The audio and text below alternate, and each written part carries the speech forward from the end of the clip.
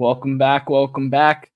Bringing you a full NBA league-wide video again. Doing one question that every NBA team needs to answer by the end of the season, and for the playoff teams come playoff time. We're going to start off with the East, go from top to bottom, then go into the West. We're going to put time codes up for all of them, so if you just want to watch your team, click on it, whatever. But first question, the Boston Celtics. Come playoff time, can Tatum and Brown execute in the fourth quarter? It's been the biggest issue with them having to get buckets late in games. They've done it before, but they haven't done it consistently enough to where I can feel as though they're a consistent lock for the title. So do you think they have to answer that? What do you think about that question, basically? Here's can I do my question? Fine. Is Tatum pussy? Is Tatum pussy?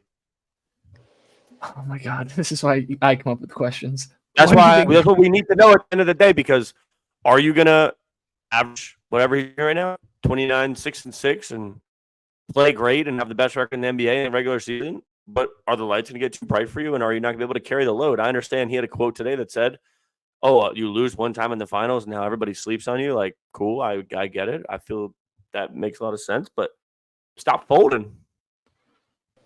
I mean, and my brother, he's asking a real question, and I think that's due to Tatum's history. And like he said, if you talking about that shit and not just playing, I think it shows you where you're at. And I know that you gotta, address the media and respond to the media. But why even say that if you're really prepared to? Great point. Do the job. Just get the job done. We want to see you do the job. Feelings hurt.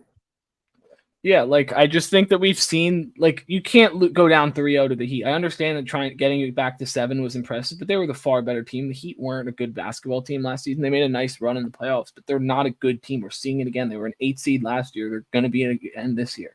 Like, this team's not good, and you went down 3-0, and in Game 7 in your own house after coming back, you blew it. So I think late game execution has to be number one priority for the Celtics, and I'm excited to see it because they're going to get some tough games in the playoffs that they're not getting right now. But moving on, Cleveland Cavaliers, will the Mobley and Jared Allen pairing work come playoff time? Last year it looked disgraceful. Offense was terrible. The rebounding was terrible. Will it work? I'll let you guys get your opinions on it first, and then I'll give mine as a Cavs fan. But I think it's working a lot better this year. Jared Allen's a lot more efficient. I'll ask my question in a minute. I think that they're showing a little bit more what that compatibility and connectivity is like as teammates. But and I know Mobley hasn't really been on the floor. I know there's moments where Jay hasn't been on the floor. So I'm looking forward to see how they perform. But I think that you're going to, in order for that duo to really work, you got to demand the best of both of them individually. J.A. is playing phenomenal. Dang, Mobley's doing his thing. So I could see it, I could see them definitely making it work, being a, 2 seed. And like I said, against, if Cleveland just so happens to meet Boston in the Eastern Conference Finals or something like that, I think that Cleveland could definitely, take care of those Cats because of the question that we just got done talking about. Yeah, no, I think the pairing to me, I don't see as much of an issue as everyone else is seeing. And it's becoming less and less of an issue because last year we were trying to run so much pick and roll while you had another guy in the paint, or a short corner where you can just slide help. And then you had a guy in the corner that couldn't shoot threes. So you just had an easy help and there was nothing we could do. So now that you have Mobley spacing the floor a little bit more, I don't know if that's going to continue at the rate that it is, but still just being respectable from there opens a lot of things. And then just having a rotation of Karras, Max, George Niang, even Isaac Okoro is nearly 40% on the team. Besides Sam Merrill, he's the best 3-point percentage shooter on our team. Think about that. Last year he was getting sagged off in the playoffs, but the question for the Cavs is, will the lights be too bright? No. Moving on, the Bucks. For them, can the defense just become salvageable? Like, can they defend a guard at all in the playoffs? Like, because, think about the guard play and the wing play in the Eastern Conference playoffs. They just look all over the place, bro. Round 1, as of right now, they're getting the Pacers. Tyrese Halliburton's going to cook them. Then in round 2, if they beat the Pacers, they would get Cleveland with Donovan Mitchell and Darius Garland. Donovan Mitchell's cooked the Bucks this season. Then Boston, Derek White, Drew Holiday, Jaylen Brown, Jason Tatum, like all of those guys are going to get minutes at the 3 and to the 1. So like, what are you going to do? And I think if you can go and defend remotely well, they are a great team, but they just can't defend. It's like scary bad. My question for the Milwaukee Bucks is, can you win with the worst coach in the NBA? That's a fair question, but let me ask my questions, dude. Okay, well, Slim, what's your thoughts? I thought that it was going to be something special. I think, post All-Star break, we'll see what happens. But like my twin is saying, I don't think Doc know what the fuck he talking about. You know what I'm saying? Like, right now. I be watching his press interviews, and then he just like, I mean, we just gotta, and I'm like, yo, I told you his post-game press or his mid-game speeches. Do you guys want it? Go get it. You want it? Do you want it? Bro, I told you. We go look at our video from like a month ago. Yeah, no, I just think that the only reason that I think the Bucks can make noise is solely because of Giannis. Damian Lillard to me is good, but he's not like as good as he was in Portland. And maybe the All-Star break where he showed out will spark him, but like, is he playing the 2 right now, or is he playing the 1? The 1. Malik Beasley's the 2, but like they can't guard anything. I think that they need to let Cam Payne play the 1, put Dame at the 2, and then that could figure something. Cam Payne's not on the roster, ding dong. Where'd he go? Philly. He just got traded to Philly. Oh yeah, I forgot. I mean, let Patty run the 1 then. Fuck it. You know what I'm saying? Like he was just showing you what he was doing, with Philly, right before the trade deadline, where no Embiid, no Maxey. Not only is he, stepping up, in regards to minutes and all that other stuff, but he's stepping up as in, leadership, and he's already going to be a leader off of the court and on the court when he is on the court. But I think, with him being put in that position to really lead Kelly Oubre, Tobias Harris, and all those guys, not just vocally, but just in regards to a structure and attacking on offense and holding them down on defense, I think that is enough energy to, speak into Giannis. And I think through Giannis's play, that activates Chris Middleton. And, when Chris Middleton, if Chris Middleton is doing his thing, then, I think that that takes a lot of pressure off Dame. Dame can, play his game, but they need a point guard, and Dame ain't really a PG to me. I think that he's a scorer, but like I don't view him as a point guard. Yeah. We either got to speed this up or this is gonna be like an hour. We can do. How about here's what we're gonna do, guys. We'll do top 5. We're gonna do an Eastern Conference video and a Western Conference video. So after you check the Eastern Conference video, go check out the Western Conference video. For the Knicks, is Tibbs gonna run his guys into the ground once again? That was my question. You took my question. Like these guys, they're all hurt now because OG comes to the Knicks is playing 42 minutes a friggin' night. Jalen Brunson was hurt for a little bit. He's like, I don't want to wish it on him, but like the minutes that he's playing, it's ridiculous. Like you're bound to get like it's just too much stress on your body. Hey, nobody's knees are ready to play for Tibbs. Nobody. But like, you see Braun to the Knicks? Huh? You see Braun to the Knicks? You didn't see that today? Braun to anywhere, dude. Like, you didn't see that today, though? There was some conversation between Rich Paul finally smoothing over some beef with the Knicks organization. Rich! Like, that did happen, but I don't think it's to bring All the ground. right. What do you think he's running them to the ground? Like, are they going to be able to be fresh come playoff time? 100%. No, 0% chance. And the only way that guys don't get run into the ground is if, like, they're playing a 7-man rotation, and is that accurate? Like 7, 8, but yeah, still 7. Even like in the regular season, guys in the NBA, like, what are you doing? Yeah, if you're a top 5 team in the NBA, like, and you're going to be there come playoff time, you have to be playing a 9-man rotation minimum or max, like minimum. Yeah, minimum. They're not going to make it. You need your guys. Great squad, though. But moving on, Philly, is Embiid coming back? First question. We got to know. So we're not going to know. But if he doesn't come back, is Maxey enough to get him over a hump in a playoff series? No, not I'm at going to all. say no, too. Is it physically possible for Embiid to play in the playoffs? Yes. Doesn't feel like it. I would hope so. That was my question. And I wish so, just for his health, and his sake. And I want to see him on the floor. And, we'll just move with that. What he's doing is he's destroying his legacy and his career with this injury shit, because we're going to look back on him and he's not going to have you. All right. People are going to hate you. What'd you say? Philly fans are going to hate you. I don't care. Fuck you, Philly. All right. For the Pacers. Hey, my shawty might be out in Philly. No, My fault, gang. Fuck everybody except her. For the Pacers, I have come playoff time when the pace and everything slows down. Will this offense be able to maintain its explosiveness in the half court? Like, is this because come playoff time, like they're not gonna be able to run and have the number one pace in the NBA and the best offense. Like they're not experienced enough come playoff time for that to continue.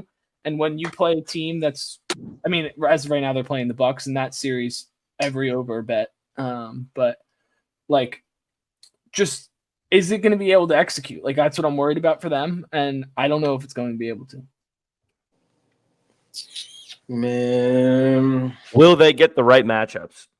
That's the important thing. In my personal opinion, they're not going to obviously go to the fucking finals. They're not going to make crazy noise this year, maybe a couple of years down the line with a couple more moves. So this is a matchup-centric team. Are you going to get a nightmare matchup for them, or are they going to be a nightmare for another team? It's all going to depend on how it plays out.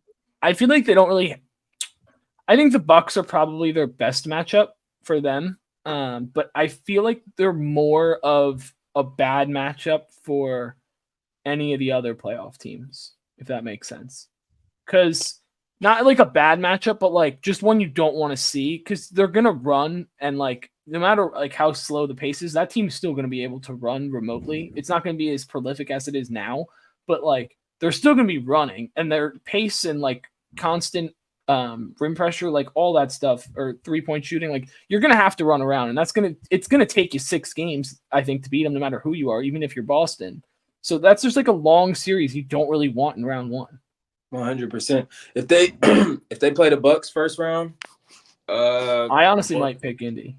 Like you said, game 6, game 7, I'm giving it to Hallie. I think that we haven't even really seen Spicy P get comfortable, you know what I'm saying, and be comfortable, with a point guard like Hallie. But I think that, if you can knock the Bucks out in the first round, 6-7, and who play what, the Knicks maybe? No, it would be the Cavs the season ended today, which is the Cavs are most likely going to get the 2 seed, but sheesh. But still, I think any game against those cats, like you said, because of the pace, could go to 6-7. You better watch out. Moving on to the Magic. Do they have the size and strength to win a playoff series? I'm going to lean no. Like Wendell Carter, Mo Wagner, and Goga Bitadze, I just don't think they're big enough to compete with like the Joel Embiids, the Porzingises, and all of those guys like out in the East come playoff time. And they also don't really know, like they're not experienced in the playoffs. Like this is just a 5. To me, I think any team that plays the Magic is going to be maximum 6-game series. So maybe I'll come back to eat my words on that. But this team, their defense is elite, but their offense is too spotty, and like their size worries me for them. 100%. I see that as well. If they have a key, and we already know P5 is hooping, I think that, y'all heard me talk about Jalen Suggs and how he, reminds me a lot of Jamal Murray. We see Jamal Murray's productivity and his role that he plays in Denver. Bear with me. But I'm always going to give you the eyes, dude. They got decent pieces, but I think that they really need Jonathan Isaac to really, step up. And, in order for them to really, they need more fight. Yeah, like win a series or anything like that. They need that cat to really go off, get comfy, and have his own way. Can you lose with a bottom 3 center in the NBA next? Or can you win with a bottom 3 center in the NBA? Mo Wagner's not that bad. Slim, you were the one who was texting me the other day saying Mo's nice. Mo's nice, and that's what I was gonna Yeah. say too. Don't sleep on Mo. That's a classic. How you doing? Just texting me, yo, Mo Wagner's nice, by the way. You're definitely trolling me. I'm watching the boy go I know. crazy. Slim thinks watching anyone him. that's sub 8th man in rotation is nice. It's just a fact. Fuck Mo. Anyone that's 8 to 15, Slim thinks is nice. He's It's nice. He's Fuck nice. Mo. Fuck Mo. Moving on to the Heat. Can we still believe in this team? I'm not. I'm out. Can Kyle Lowry fit in a size 34 waist? It's not on the Heat anymore, so I know. I'm just you trolling. can ask that question about the. All right, buddy. Or actually, he's on Philly now, but All right, but you know, but do you have the motor that you've had these last couple of years? Because that candle's gonna burn out eventually. And there's no. If they go back to the finals this year, I will personally give someone that watches and comments on this video $150, like legitimately. Somebody hold him to that, and I will do my best to hold him to that. look, If they go and win the comments now. finals this year, I will give someone money because Me and Sam are running to the comments right now trying Yo, to I'm get it. telling you, I'm telling you're you. not getting it. I'll give it to Slim before I give it to you. But I think they definitely have what it takes. Jaime Jaquez reminds me a lot of Keegan Murray and how he was able to show up, you know, in the playoffs. I think that a rookie like Jaime definitely knows how to carry that weight, carry the energy, and you know the odds kind of being against you being an 8 seed right now. And I think that adding Scary Terry, you know, give them a moment to, you know, continue to find their groove. But we know playoff Jimmy. We know who Bam Adebayo is. And I think that with Tyler Hero, Duncan Robinson, and Coach Spo, them cats really having, you know, How long can you do this playoff Jimmy thing though? That was my question. Like, I And don't that's even what I think be he's saying. that good in I'm the not a playoffs. Miami This is a guy. conversation for another day, but I'm like, not a Miami guy. It's a real thing, though. That's all. I know, no, but it's like, not. It's not. yes, it is. Yes, no, it it's is. not. Time So and time again. He dude. had one good series last playoffs. Like That's all they needed. playoff Jimmy's caliber. Like people think playoff Jimmy is like literally LeBron MJ level of a player, which is like the craziest thing in the world to me. He had a great series versus Bucks. Don't get me wrong. Every other series was just 24, 23, like nothing insane from an all NBA caliber player. But yeah, can we still believe in this team? For the Bulls, they're fighting for a play-in spot. I'm hoping that they kind of rush into that 7-8 playing game. I hope they make a run toward it. But can DeMar and Kobe White consistently close out games for them? Because every game they play seems to be close. And either they are getting blown out and they make it close, or they're blowing someone out and it gets close. Can they consistently close out games to propel them to some wins to stack them up and try and fight for the Heat or Magic for the 7-8 seed? I don't think they have enough. I don't think AC gonna save you. I don't think DeMar gonna save you. I don't think Zach LaVine is available for the rest of the season. So, Kobe, love Kobe. They gonna have to fight. They gonna have to really get it out the mud. But if anything, first round exit. Can they escape being the most mid team in the East? Yeah. Moving on to the Hawks. I have two questions for them. Slim, you can ask your question. My first one is, what changes can you make to improve, like to get this team to be like better than hovering around slightly below 500? And then the real question I had is, can they become a more efficient shooting team? Like, can they generate better looks and hit them more? I think they get great shots as like from a philosophy standpoint. I just don't think they make them consistently enough. Like, I feel like there's just games where everyone flutters and you don't really get consistent numbers. But Slim, I'll let you answer. But. A lot of things. Our biggest problem this season has been availability.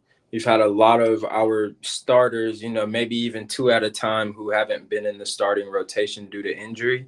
And I think, you know, post All-Star break, what is going to be our biggest key to showing up in the playoffs and being able to fight is functionality. And with functionality is derived from availability. So I think with having a healthy Jalen Johnson, DeAndre Hunter, you know, getting comfortable, you know, back on the floor, a couple a couple games before the trade deadline, or not the trade deadline, but All-Star break.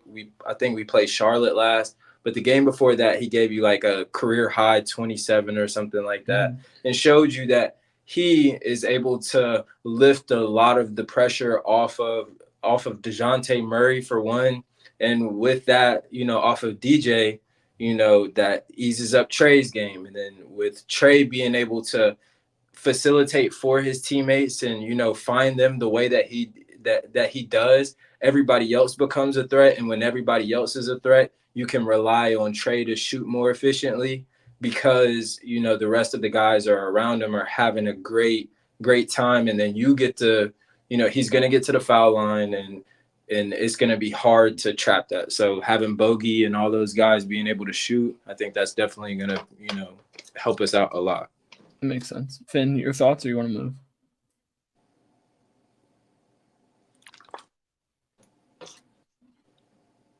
Can they edge out the Nets? My question. They're ahead of the Nets. Can they edge them out long term? Yeah. Okay, we're gonna see. Nets question, Finn. I don't want to hear what your question is. Do they need to blow it up? Vaughn, look, Vaughn. My question is, do you need to fire your head? It's already started. You're gonna hear my question, obviously, and I'm gonna give you an answer. My question is, do you need to fire your head coach? It already happened. What? That already happened. What are you talking about? No way. Fired. You didn't know that? When?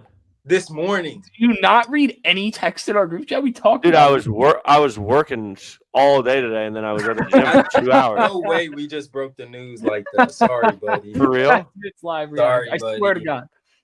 That was today, though. I didn't miss it for a week. It was today. Nah. It was this morning. Okay, I've been working. I've been working. I haven't stopped moving. It's 10:43. I haven't stopped moving since 6 a.m. Free game. Free my brother.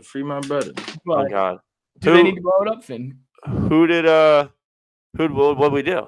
Your assistant coach is promoted. The fucking French dude. Which guy? Ollie something. But okay, can we stop doing the assistant coach promoting thing? It's so fucking stupid.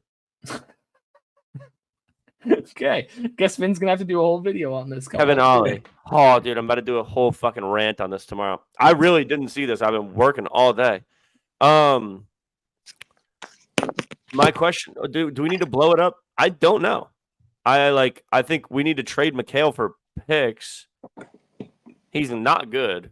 We either need to get a star or trade him for picks because he's not a number one option. And I love the guy, but he never will be. And we need to trade Cam Johnson because Cam Johnson's fucking terrible. We need to build around Cam Thomas, Clax, Lonnie Walker, guys like that, and get some perimeter defenders, dude, and fucking start building this shit from the ground up. I think we do need to rebuild. Okay. Would you take a Brandon Clark maybe? No. And let me throw this out there, 12. This is how tapped in I am. That I didn't even know your coaches got fired. I didn't even know that he got fired. And my question was, when are we firing our head coach? That's I just know my organization, dude. I knew it was time. The one day I asked the question, he gets fired. I speak, they do. Hey, you ready? 2 words. Collective consciousness. Right. 2 words, United States. No love. No. Listen. Okay, moving on. Get him up out of there. I said we need to fire his ass. Okay, for the Toronto Raptors, their question is, who from this core, this is what they've figured out for the rest of the season, who from this core are you planning on keeping long-term? You have a lot of guys that you don't really know if you're going to keep. You don't know if you're going to just have them on for a couple seasons. Who are you going to try and keep long-term? I think the answers are becoming available. Obviously, Scotty Barnes. I think IQ and RJ are 2 pieces. But then after that, to me, I'm like, where do you go? Who do you want to re-sign long-term? I think they got a little something going on down there. They do. I like their rookie, you know what I'm saying? I like Grady. I've been paying attention to Marquise Noel from Kansas State. They got a lot of opportunity. I think they have a lot of young depth. So Chris Boucher, you can get Twin up out of there. They just got Kelly Olynyk. Everybody wanted Kelly. Fuck that guy. So my question is Scotty Barnes acoustic? Are you acoustic? Let's keep moving. They got something special though down there. Moving on to the Hornets, what defensive pieces can you either draft or trade for in the offseason to build around LaMelo and Brandon Miller? And I think they need a coaching change too, but that's not for one question for the rest of the season. I think they just really need defensive pieces because I like Nick Richards. I like Brandon Miller. I think he's been awesome as of late. LaMelo's obviously all world. And I'm blanking on their center's name. Who's their center? It's his second season. All right, you guys talk about this while I like that boy JT Thor. He's actually the worst player in the NBA this season. No joke. No, I'm dead serious. I was over the top. That just comes in with the iron hammer. No, he's like actually the worst NBA player in the NBA. Statistically, he's bad. Are you saying that? Are you? No, I went through and I looked. No, I just put out a short. Who's the worst NBA player this season? But I changed it to who's the worst based off their preseason expectations. And I had Killian Hayes, Jordan Poole, and Scoot Henderson. And I was gonna put JT Thor in there. I literally have it in notes somewhere of his average. Is Brandon Miller the long-term truth? Yeah, that's my question. Easy. He's got a buttery jumper, dude. I saw Mark Williams. That's the name. Yeah. That boy B Miller is different. I think, Miles Bridges chose to stay here, this season. But and when I say here, I mean Charlotte. But I know he's definitely available in the offseason. I'm pretty sure, there'll be some team that takes that 100%.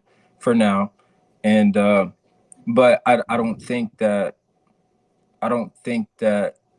you could use a good vet over there, and if you could somehow get Malcolm Brogdon over there or something like that, I think that could be a good fit. So make some deals with the Blazers or make some type of deal to where y'all can alleviate that space and do whatever. But if it just so happens to be through a trade, just because that was on the table a couple weeks ago, not too long ago, I think that getting a veteran presence that can help you in spark shooting and also play really good defense, I think that would be good for B Miller and LaMelo to kind of give them a different type of structure. You feel me? Yeah. Before we move on, I'll read you JT Thor's averages. He's averaging 3 points, 2.5 rebounds. He's shooting 36.7% from the floor. Matt was not going to let that slide. 54% from the free throw line and 31% from three. Hey, guess what? I'll trade him for AJ Griffin in a heartbeat. Moving on, the Washington Wizards. Are you even able to blow it up again, quite frankly? Or can you?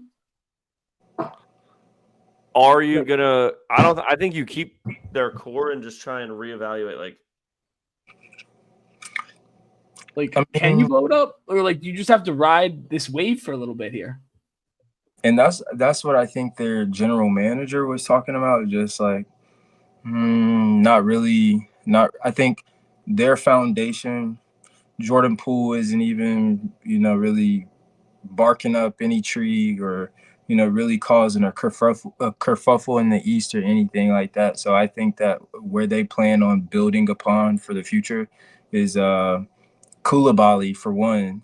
Shout out to that rookie. And then, maybe, Denny, because that boy been hooping. Y'all saw he had 30 the other day. That was crazy. And so I watched him miss 4 layups against the Cavs, but still. Kuz and Jordan Poole could be out of there if y'all, figured out some situation. Maybe Kuz was supposed to go to the Mavericks, but he has the no trade clause, I think, and he said no, which is insane. He's tripping. Trade him for Wiggs, and I think Golden State got something special. Last one for the Eastern Conference. Maybe we'll make this into a 2-parter. We'll see. For the Pistons, is Monty Williams the coach of the future? Quite frankly, you paid him a ton of money, so it's gonna hurt down the line if you fire him. But is he the coach of the future? I think this team is better than people are giving them credit for, based on their record. Just losing that many games in a row killed them. But you can't be that bad because you have guys on your team that can single-handedly win you games. the roster construction is really, really bad too. But like, is Monty Williams like the guy? Like, is he your long-term coach? Hopefully, like, I guess I don't think so. I don't think so either. I think they need someone who's aggressive and knows what they're doing in regards to the tactics that are, being implemented for these guys to stay strong in the mind, have some mental fortitude to win games, because like we said, like, they have the talent. I just think that they're really lacking in that in that energy of, what the coach is supposed to provide so that you can execute and win games. That is the end goal. And for you to, have the worst record in the league, one of the worst records in the league, The worst. I think it's definitely time to find alternatives. And like I said, it's not with the guys, because we've seen Jaden Ivey hooping. We know Cade can hoop. We see the monster There's that, a couple guys, but collectively, it's a weird group. I mean, especially now after the trade deadline, you know what I'm saying? You get rid of Marvin Bagley, you got rid of a lot, and it is what it is. No Bogdan, so it's like, It's weird. And you have anything to say? Are we wrapping it? I just don't know if that guy's the truth like people think he is. Yeah, I think you really just need like a tactician as the coach for a young team, especially like that, where you don't really have the best roster construction in general, like scheme wise, where you can't just really run like a couple different things. You don't have the shooting, so you need to be able to scheme guys open. And if you can do that, that'll take this team to a different level. And then later on, as they become and grow and develop, like, they'll be a better team. But that's it for the Eastern Conference. We may see you in 2 seconds for the West, but if not, check out tomorrow's video, Western Conference. But like, comment, subscribe, and peace.